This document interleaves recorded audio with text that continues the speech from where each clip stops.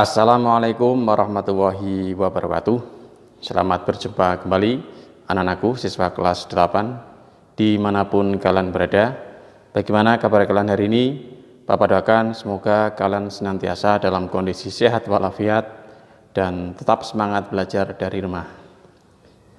Anak-anakku, seperti biasa, sebelum kalian menyaksikan tayangan ini lebih lanjut, bagi kalian yang belum klik tombol subscribe, silakan klik tombol subscribe.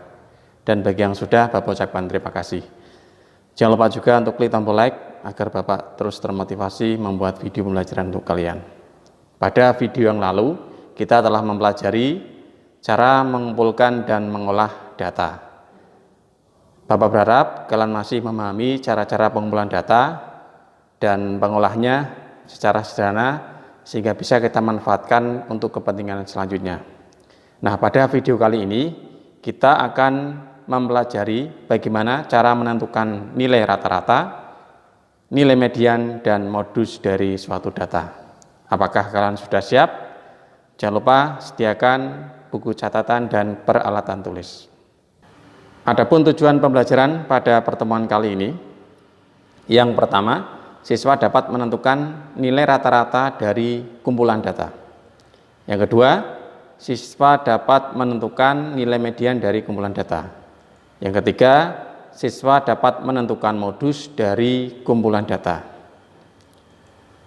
Oke anak-anak, kita mulai dari yang pertama, bagaimana cara menentukan nilai rata-rata. Nah, sebagai ilustrasi, Bapak sajikan data dari banyaknya uang saku siswa di suatu hari. Bapak contohkan di sini ada 4 anak, kita berikan saja namanya. Misalkan si cewek ini membawa uang saku Rp20.000. Kemudian 3 cowok lainnya membawa uang saku, ada yang Rp15.000, ada yang Rp25.000, dan ada yang Rp30.000. Ternyata uang saku mereka berbeda-beda, ada yang banyak, ada pula yang sedikit. Nah, kalau kita hitung rata-rata, sebagai gambarannya, seluruh uang mereka kita kumpulkan jadi satu. Kemudian kita bagi ke setiap siswa, di mana setiap siswa itu mendapatkan besaran atau nilai yang sama. Nah, nilai yang sama ini selanjutnya disebut sebagai nilai rata-rata. Apakah sudah ada gambaran? Nah, dengan demikian, untuk menghitung nilai rata-rata, kita harus menjumlahkan terlebih dahulu seluruh nilai datanya. Mari kita jumlahkan. Nah, ini ada Rp20.000, Rp15.000, Rp25.000, dan Rp30.000. Kita jumlahkan. Hasilnya Rp90.000. Nah, karena ada 4 orang atau 4 anak, maka untuk menentukan nilai rata-ratanya, Rp90.000 dibagi 4. Diperoleh Rp22.500. Kalau begitu, apa yang dimaksud dengan nilai rata-rata, anak-anak? Ada yang bisa menjawab?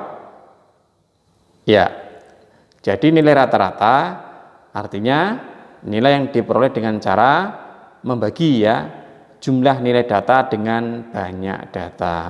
Itulah nilai rata-rata, anak-anak. Sampai di sini mudah-mudahan bisa dipahami dengan baik ya.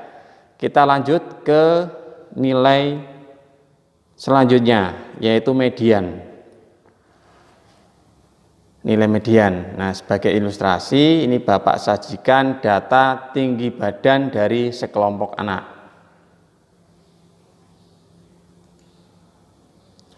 Nah, ada beberapa anak itu.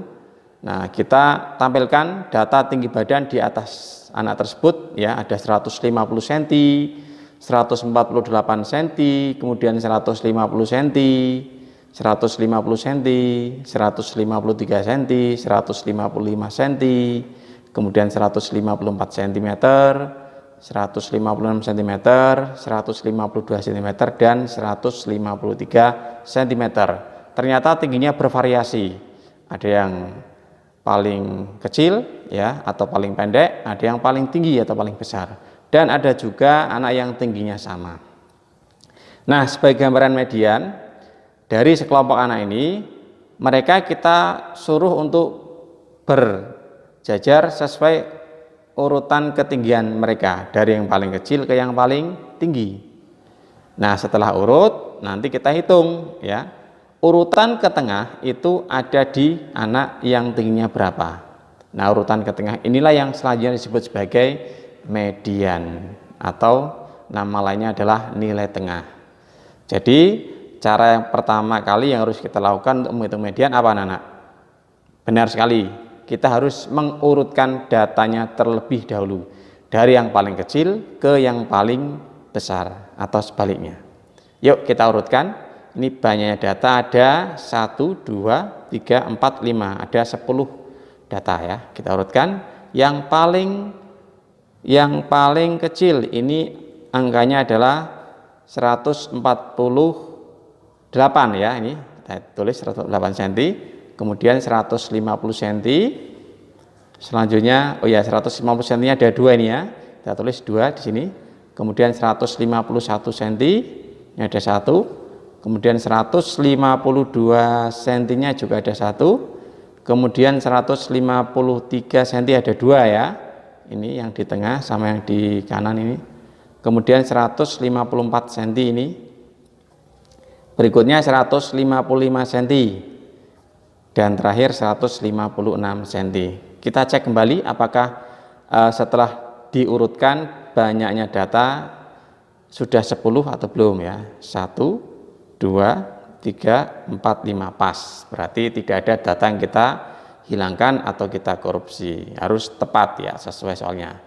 Baik, ini ada 10 data. Ternyata genap anak-anak ya. Nah, kita cari nilai tengahnya di mana. Nilai tengah dari 10 data berarti ini berada di antara 2 data. Beda ceritanya kalau banyaknya data itu ganjil, maka nanti nilai tengahnya itu berada di 1 data. Tetapi kalau genap, maka nilai tengahnya berada di antara 2 data, yaitu data ke-5 dan ke-6 ini. Ya, di antara 152 dan 153 cm. Kita cek ini di sebelah kiri tanda kotak ini ada 4 data. Ya, 1, 2, 3, 4. Kemudian di sebelah kanan tanda kotak ini juga ada 4 data, 1, 2, 3, 4. Artinya median itu membagi sekelompok data menjadi 2 bagian sama banyak ya. Nah, karena ada 2 data di tengah ini, maka kita ambil nilai rata-ratanya. Berarti di sini main juga nilai rata-rata.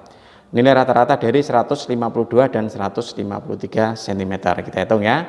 Berarti mediannya adalah 152 ditambah 153 dibagi 2. Hasilnya 152,5. Lebih tepatnya satuannya cm. Begitu anak-anak. Nah, dengan demikian apa yang dimaksud dengan median? Apakah kalian sudah ada yang tahu? Ya.